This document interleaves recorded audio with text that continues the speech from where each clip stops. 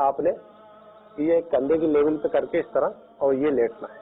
और ये गालिबन आला हज़रत का भी तरीका यही है लेटने का। ये मेडिकल साइंस ने अभी रिसर्च की है कुछ अरसे पहले, तो ये जो तरीका है लेटने का ये सबसे ज़्यादा बेस्ट तरीका है। इससे जो है ना आपके कमर के पट्टे, गर्दन के पट्टे रिलैक्स रहते हैं और आपको खिंचाव नहीं पड़ता। तो ये तरीका है। अब आपने इससे उठना है, तो जब भी आप उठेंगे तो ये इस तरह करके कोई उठना चाहे इस तरह, तो ये तरीका क्या है कि इससे आपके पट्टे गर्दन के और कमर के खींच सकते हैं। उठने का तरीका यह है कि आप इसी तरह करवट से रहें, इस हाथ और इस हाथ पे ये सपोर्ट देके जोर देके और इस तरह उठ जाए।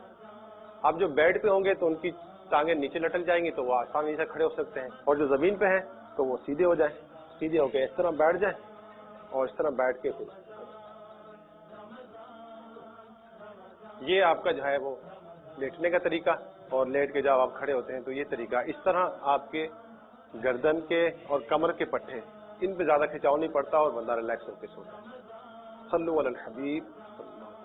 रमजान गुजारिए मदनी चैनल के साथ।